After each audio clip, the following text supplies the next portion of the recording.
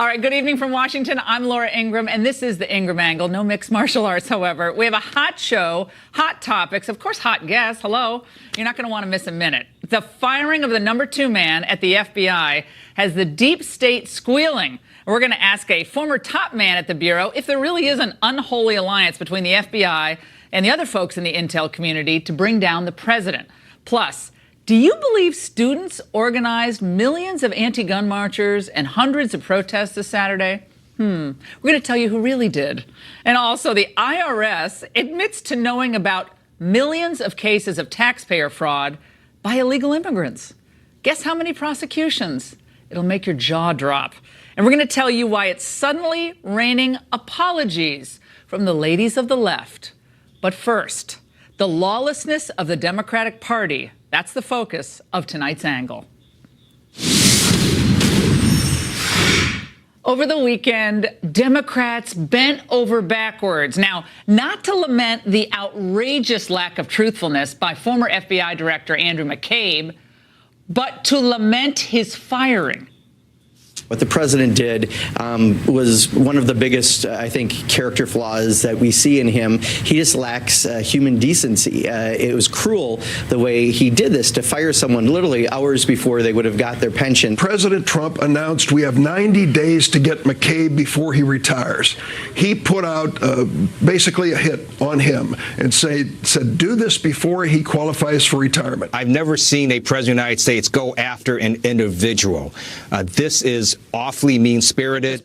Now, frankly, he should have been sacked a long time ago. And you notice what the Democrats weren't discussing there?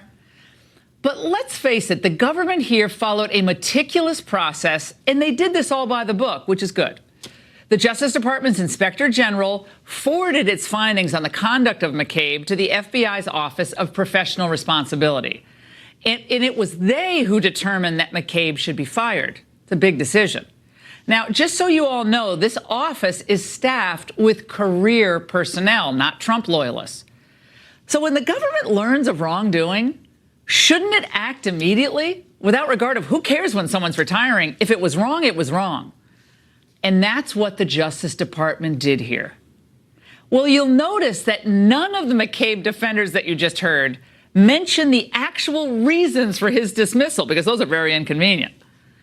He's charged with leaking information about an ongoing investigation, the one into the Clinton email scandal, to the Wall Street Journal. Attorney General Sessions said that McCabe lacked candor about those leaks, and at times he did so under oath. That's a big no-no. Now, in a response on Friday night, McCabe claims that the media leaks were done with the permission of the former FBI Director Jim Comey. Now, that could be a big problem for Comey. Why? Well, he's already testified under oath to Congress that he did not engage in leaking, nor did he authorize any leaks. Someone's lying here. And we haven't even talked about Andrew McCabe's conflict of interest. He should have recused himself from investigating Hillary Clinton since his wife, Jill, when she was running for state office in Virginia, received nearly $468,000 from Clinton pal Terry McAuliffe's PAC. And by the way, 4 other Clinton bundlers contributed $130,000 to Mrs. McCabe's campaign. Not a bad haul. And that doesn't constitute at least the appearance of a conflict of interest for her husband, who is investigating Mrs. Clinton. It is patently obvious at this point that the Democrats and their media toadies will defend and or ignore any lawlessness so long as it achieves their political end, which is what? To win back power in Congress and eventually run President Trump out of office. But I was thinking about this, this endorsement of lawlessness, looking the other way at conflicts of interest, this isn't an isolated incident for the left. Remember, these are the same people who applaud the compassion and the courage of public officials who push sanctuary policies in cities like Chicago, Hartford, Connecticut, and all across California. So the average working person has to suffer as violent illegal alien offenders roam free after being released from jail in places like Oakland and down in L.A. And by the way, these are the same people who made all kind of lame excuses for the rioting and destruction by mobs in Baltimore following Freddie Gray's death. And ditto for the nights of looting and fires, those terrible events in Ferguson following the police shooting of Michael Brown. Now, recall that juries acquitted the police officers in each case. And by the way, the same type of people who, going back to the Obama era, they didn't bat an eye when Eric Holder declined to prosecute IRS official Lois Lerner for discriminating against conservative 501c groups, and didn't care that Eric Holder stonewalled Congress regarding the Fast and Furious scandal, which, by the way, I forgot until today, which led to a criminal contempt of Congress resolution against Holder. And of course, we all remember there were no repercussions for Susan Rice. Remember when she went out and lied to the American people about what spurred that attack on our government compound in Benghazi, Libya? In fact, the only person who was actually charged after 4 Americans were killed there, including the U.S. ambassador, was a man named Ahmed Abu Khattala. And he was found not guilty of 14 of the 18 counts against him. Unbelievable. No accountability. And let us not forget the Democrats, who once prided themselves on caring about protecting civil liberties. They don't seem at all bothered about using the vast power of our intelligence services to spy on members of Donald Trump's campaign team. Although the Democrats and their media surrogates seem fine with this by any means necessary approach, I do not think most Americans are. Check this out. It's a new Monmouth poll that finds that over half of the American public is either very or somewhat worried that the U.S. government is monitoring their activities and invading their privacy. In other words, they're noticing the overreach of the deep state, and they don't like it. This matters to voters. It should. If any of us had done what McCabe did, we'd probably already be in jail. And he may yet be. To understand the dangers at play here, remember when President Trump vowed to reform the intelligence services as he came into office? Do you recall the chilling response of Senator Chuck Schumer at the time? Let me tell you, you take on the intelligence community, they have 6 ways from Sunday at getting back at you. So even for a practical, supposedly hard-nosed businessman, he's being really dumb to do this. And the deep state has tried to get Trump 6 ways to Sunday ever since. And even when they are caught, as McCabe was, Democrats will defend them because they all share the same goal. At every level, the Democrats have either willingly enabled or tolerated lawlessness, conflicts of interest, and rank bias within our government because they want power back. And that's why they've contorted themselves into these pretzels to protect Hillary, and that's why they're relentlessly pursuing Donald Trump. But I'm telling you, this approach may end up backfiring. President Trump's approval numbers have gone up 4% to 43% in the last month. Maybe I'm being too optimistic, maybe. But I think Americans have a strong sense of innate fairness. And if the Democrats' idea of public service is seen to embrace weaponizing intelligence, spying on American citizens, and yet dismissing obvious criminal acts when committed by their own party or illegal immigrants, well, they may themselves need a November miracle to pull off the kind of wave election that they've been banking on. We'll see. And that's the angle. Joining me now for reaction from New York is conservative commentator Monica Crowley, who's a senior fellow at the London Center for Policy Research. And with me here in Washington, it's Old Home Week, former White House special counsel to Bill Clinton and author of the new book, The Unmaking of the President, 2016, How FBI Director James Comey Cost Hillary Clinton the Presidency. Great to see both of you. All right, I gotta play this soundbite for both of you before we get too far into this segment.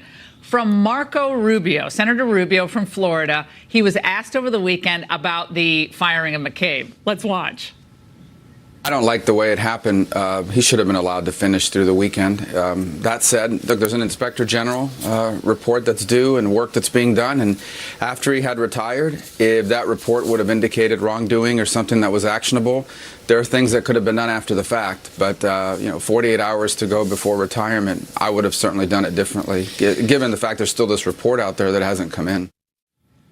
Monica, I can't follow that. I mean, God bless Marco Rubio. I like Marco Rubio, but they did receive, the Office of Professional Responsibility, as I said in the angle, did receive the findings of the IG report, not public yet, but these are career officials who considered this information, and wrongdoing is wrongdoing. Why should you wait until the guy retires to then say, oh, it was wrongdoing, we're going to try to get his retirement back? I don't get that analysis at all by Rubio, and other Republicans also, went along with that. What's up? Well, I like and respect Senator Rubio as you do, Laura, but his comments there tell you exactly why Donald Trump is the president of the United States. Because that kind of establishment thinking of protecting one another, the elites protecting each other, whether it's Senator Rubio coming to the defense of Andrew McCabe or whatever the case might be, the American people had had enough of that, because the most distinct and dangerous split in this country that's been going on for a long time, Laura, is less left-right than it is the elites versus everybody else. And we have seen the unprotected class, as Peggy Noonan once very incredibly and extraordinarily called them, and she was right about that. The unprotected class has been in revolt now against the elite ruling class. So Senator Rubio's comments there about, he may have committed provable crimes, but he still should have been able to retire with full benefits and with respect. No, we are a nation built on the rule of law. You either have rule of law that's extended and applied to everybody equally, or you don't. And if you don't, then you don't have a country. There's got to be some consequences. That was the point I tried to make in the angle. Consequences down the line, whether it's the way the Hillary email investigation, Lanny, was handled, the sanctuary cities, the fast and furious Benghazi. There seems like this pattern of unlawful, improper, conflict of interest ridden behavior that the Democrats just either ignore, distract from, or look the other way from. And I think that undermines the integrity of the rule of law and a lot of these agencies' work. Your reaction? Well, first of all, I never thought I'd say the words I agree with Senator Rubio, but I do agree. And most people, I think, get the difference between a decision on the merits, which I think McCabe was deservedly relieved by briefing the press, and he actually explained himself that we at the FBI follow the rules. The problem with James Comey and McCabe is the FBI should not follow its own rules. They have to follow the policies of the Justice Department. But Comey, as I wrote in my book, thinks he gets to define the rules. Well, Comey said under McCabe oath, gets to define the rules. Yeah, and we actually have this soundbite. I want to play it for you, Lanny, because you wrote the book on Comey. Let's watch what Jim Comey said on May 3rd, 2017. Director Comey, have you ever been an anonymous source in news reports about matters relating to the Trump investigation or the Clinton investigation? Never. Question 2 on relatively related. Have you ever authorized someone else at the FBI to be an anonymous source in news reports about the Trump investigation or the Clinton investigation? No. Who's lying, Lanny? One of the two is not telling the truth or has a terrible case of amnesia. But being someone as meticulous as Comey is in his dress and the way he carries himself, how could he misremember that? Or McCabe isn't telling the truth. Well, first of all, they get to make their own rules because they think that their power is unto themselves. Jim Comey knew that when he wrote that letter on October 28th, he was violating 50 years of Justice Department policy. McCabe knows that you're not allowed to brief the press, anonymously or otherwise, if you're an FBI agent. But he then spoke as if the FBI was an institution apart. That's the problem with Comey. And I think the FBI has to be part of the Justice Department, reporting to the Attorney General, and not a rogue agency that makes its own rules. Monica, I want to go to the general premise of the angle, which is the Democrats think they're riding high going into November. But I think that innate sense of fairness that the American people have, and I think it's inside of us. It's a part of our DNA. You saw it with what happened with the Clinton investigation. It ended up backfiring on Republicans. What about this, given the fact that so many other bad actors have been given basically carte blanche to walk away? Well, I think the American people, Laura, know that given enough time, history reveals the truth.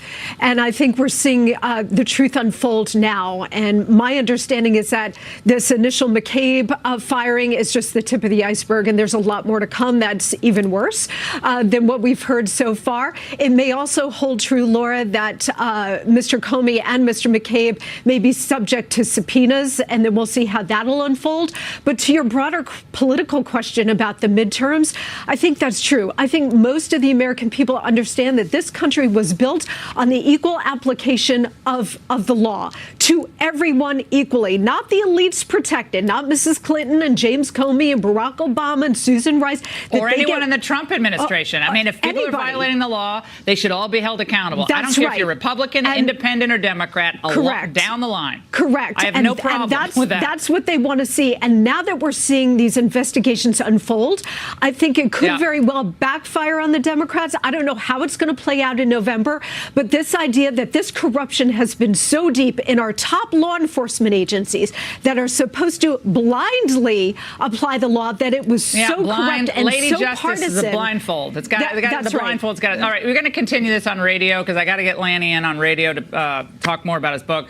A great segment. And I have a question, guys. Is the deep state really out to get the president? Well, we're going to get the inside scoop from a retired FBI assistant director and a retired agent next. And coming up, the IRS finally fesses up to exploding tax fraud committed by illegal immigrants. We have the details. All right, before the break, we detailed much of the deep state's dislike of President Trump. And over the weekend, former CIA Director John Brennan directed this revealing tweet at the president. When the full extent of your venality, moral turpitude, and political corruption becomes known, you will take your rightful place as a disgraced demagogue in the dustbin of history.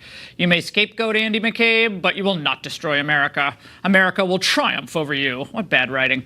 Is the FBI colluding with the intel community to destroy the Trump presidency? Well, let's put that to the test. Retired FBI Assistant Director Chris Swecker is with us, and retired FBI Special Agent Terry Lane, and Fox News contributor and Washington Examiner reporter Byron York. Gentlemen, we have so much to get through. We got to be pithy about this. I want to play for you right off the bat this commentary, this testimony by Brennan on May 23rd of last year at the House Intel Committee. Let's watch. Have you ever requested that a U.S. person's name be unmasked? Yes, I have. Are you aware of any requests within the community that were denied? I do not. I didn't have visibility into requests that were being made across the government, so I don't recall one that I was denied. Okay, so Chris, basically, if you ask for someone to be unmasked, it's going to get unmasked. I mean, he kind of said, I do not, well, I don't know the whole range of. What do you make of that in light of what we know now? His tweet, the focus on getting Trump, he's a demagogue. That's a former FBI director, a CIA director, excuse me. CIA director. Well, clearly he was still working for President Obama while he was working for President Trump.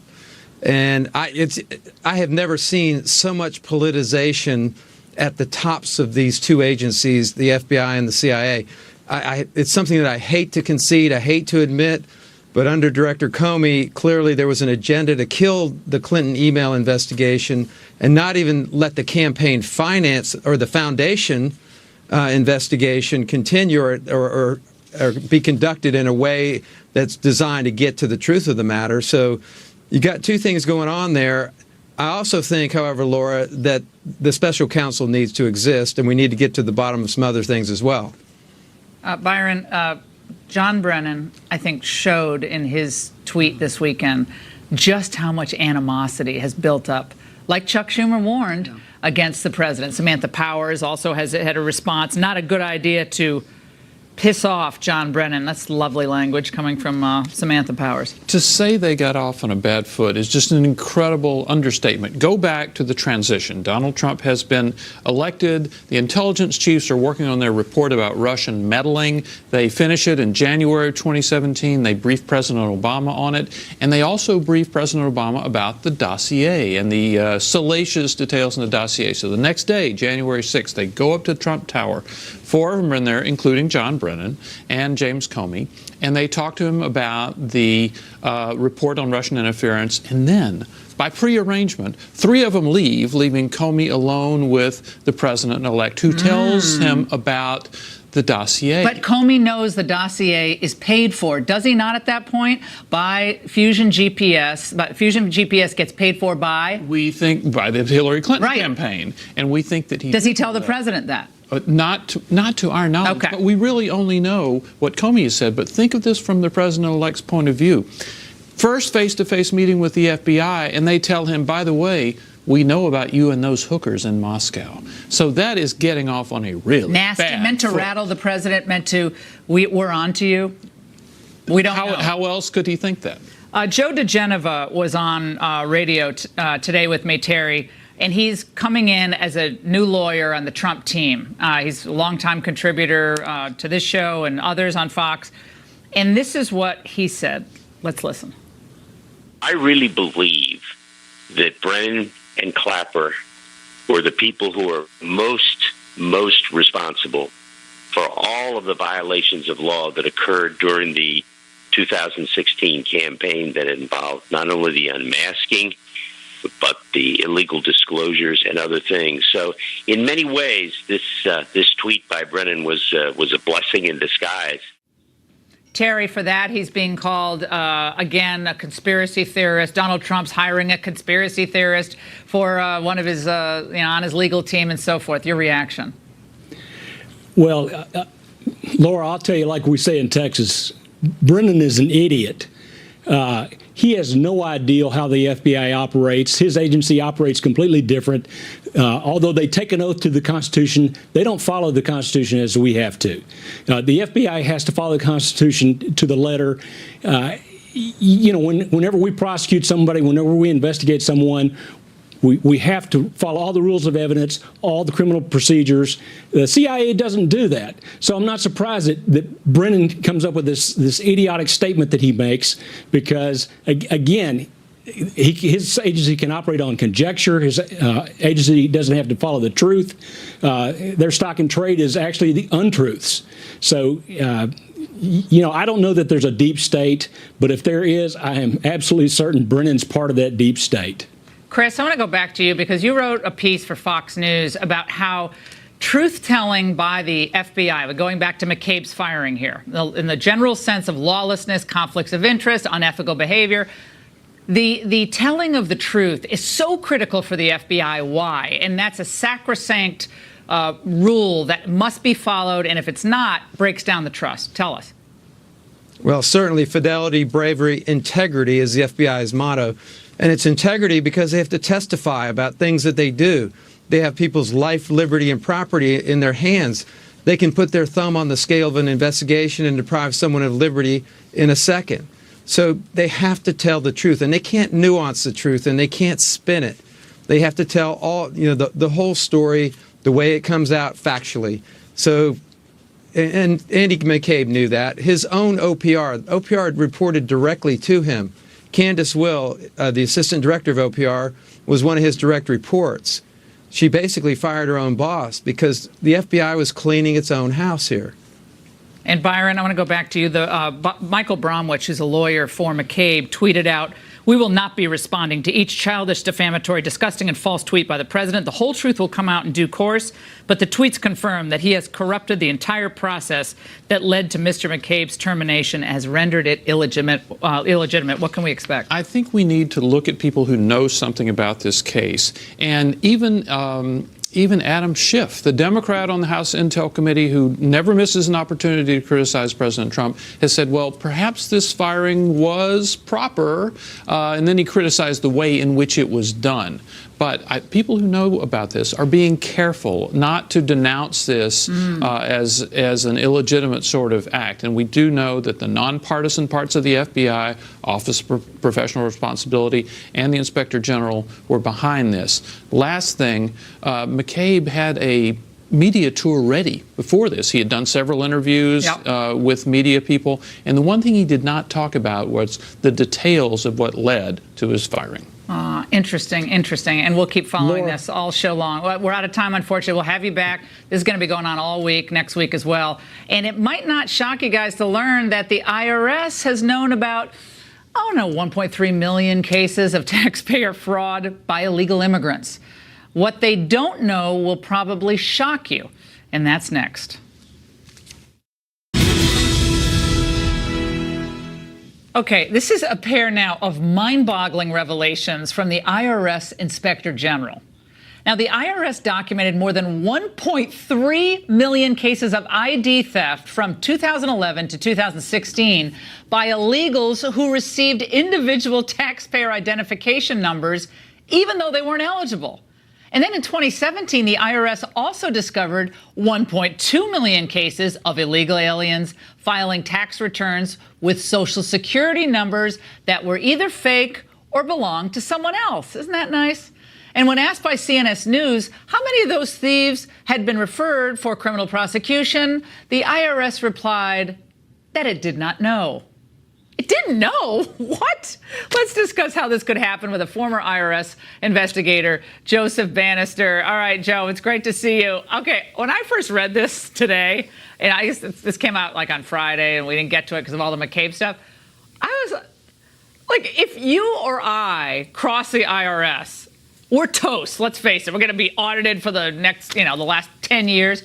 But illegal immigrants can steal IDs and then file for over and get payments for child tax credits fraudulently, never get prosecuted. Explain how this can happen. Well, you and your guest, Laura, were talking a lot about the deep state earlier in your show, and I would propose that the IRS is the original deep state operation. They've been around since 1913, and you talk about a power unto itself, unaccountable. You mentioned Lois Lerner earlier, Commissioner Koskinen. I mean, they're just, I was really amazed that there was a firing at the FBI because I don't think that it's 1-0, 1 being the FBI and 0 being the IRS. They just don't follow the law. The American people have no idea how much fraud and corruption goes on inside the agency. I've got my wading boots ready for President Trump to volunteer and go into the deepest, muckiest part of the swamp, and that's the IRS. Oh, yeah, I remember Lois Lerner. Remember all those disappearing emails, and we couldn't find the BlackBerries, and then I guess we found some of them. But this goes though right to the heart of the lawlessness theme that we're going to be hitting all week long on the Ingraham angle. That there seems to be, especially on the part of the Democrats. I'm not holding, I'm keeping everybody accountable, Republicans, Democrats. But on the part of the Democrats, there seems to be this embrace of conflicts of interest, unethical behavior, rank bias, lawlessness, if it helps their political agenda, which is why nobody trusts the government today. I mean, very few people trust the government.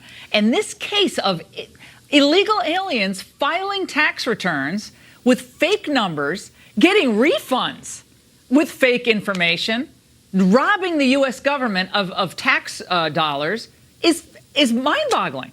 And yet it's happening without any prosecution. Who is responsible for this policy? Who is responsible for this prioritization or lack thereof? I'm afraid it's the Congress ultimately, but of course the Congress is supposed to answer to us. So if we don't raise a stink about it, nothing's going to happen. Actually, Americans are better off if an illegal alien makes up a Social Security number. Because as the statistics in the report showed, over 1 million numbers that were accurately issued by the Social Security Administration belonging to regular Americans. Over 1 million of those were used by illegal aliens on W-2 forms.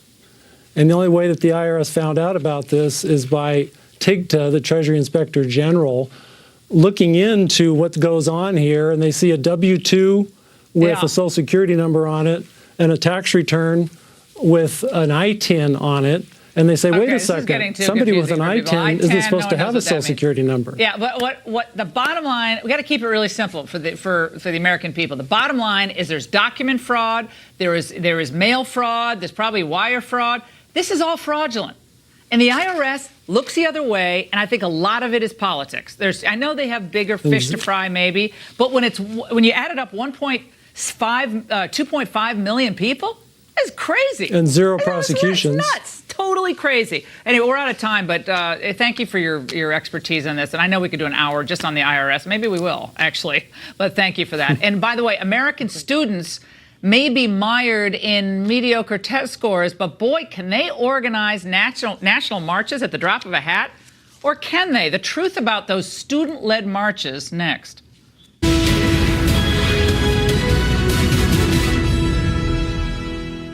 I'm going to figure out how I can be away this weekend because 500,000 protesters are expected to descend on Washington to push for more gun control and school safety. Hundreds of other protests are planned around the world on the same day. And we're told that each march is basically student-led. But did students really organize all of this in the 5 weeks since the Florida shooting? Let's look into who's really behind this with Washington Free Beacon reporter Stephen Gutowski. Stephen, great to see you. This is just a bunch of kids having fun and doing what's right in a time where we need to say enough is enough. Yeah, certainly that's the media narrative on this protest, right? It's just the kids sort of put this on all themselves out of the blue. They're just very talented kids. Yeah, right? Articulate on TV. They're on 60 Minutes. We might play a soundbite, but... Sure, but the reality is that that's not true. There's a number of groups that are helping organize this event. Everytown for Gun Safety, which is Michael Bloomberg's gun He's control personally group. Put in how much money into that group, too? Millions. Millions and millions. He's a multi-billionaire himself. That's his big issue, gun control. Absolutely. And so they're involved. They even created a new group called Students Demand Change. So, they're Students Demand Action, just like Moms Demand Action. So and again, because it's a 501c4, as you wrote in your piece, it's limited on what information we can get. But we can bet, and this has come out, that this is going to be a massive push for voter registration. And each of these sites, they're going to have it canvassed with voter registration stations. So the goal here is? Yeah, it's to change policy, right? It's to change the law. To take back power. The goal is to take back power. And in the midterms, drive the election narrative going into 2020. And it's the same kind of folks that were behind the Women's March, correct? Yes, some of them are absolutely involved in organizing this and applying for permits for the march. As well, and the group itself that they've created, the C4 that you mentioned, that group is not just spending the money they've raised on this particular march. They've also said they're going to spend it going forward on other lobbying efforts. Very interesting. Well, we should be all excited because George Clooney and his wife and his 2 children are coming because he wrote a check. He just sold that big tequila company for I think he made personally $500 million off that. Not a bad payday. So he wrote a $500,000 check, that's chump change, to this group. But he's going to be there. So they're going to have a celebrity push, much like the Women's March. And and this is all part of an organizational effort to drive the political narrative, correct? Yeah, that's absolutely right. I mean, it's not just George Clooney either. It's also Oprah Winfrey donated $500,000. So did Steven Spielberg, Jeffrey Katzenberg. So there's certainly a lot of. These are the old Clintonistas. They're all back. It's the Clintonistas. Yeah. Well, so we don't have time to play it, but the students went on 60 Minutes. They're getting the full media push, and it is going to be blanketing the country. We see the graphic. Do we have the graphic that we can put up from the march where the actual? Yeah. I mean, look at that. You can't even put the red flags. I mean, you got to hand it to them. They got the money behind them, and they got the organization. Will this have big impact, do you think, in November? Is this an issue that drives the electorate? It hasn't been in the past, right? Well, in probably the opposite direction of what the organizers want. I mean, in the past, guns have been an issue that Republicans have dominated, that voters have gone to Republicans for because they prefer their policies. Yeah, so the Second Amendment types are like, whoa, this is unfair. They're coming after our guns, law-abiding people's guns. We got to get out there and vote. So it could have a boomerang effect, but they're going to register a lot of people to vote. Stephen, great work on the piece. And a big serving of humble pie for some of the loudmouths on the left. That's next.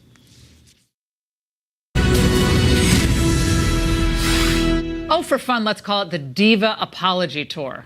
A number of lefty ladies are issuing mea culpas, isn't that nice, after getting stung with bad press following idiotic remarks. Let's begin, because it's always fun to begin with the Clintons, with Hillary, who recently caused such an uproar in India when she wasn't falling down the stairs that even Democrats are disowning her. They were especially outraged over her latest explanation for her presidential election loss. What happened? Well, she said that basically men pressured women to vote for Trump. Women are too stupid to think for themselves. That's what my take was.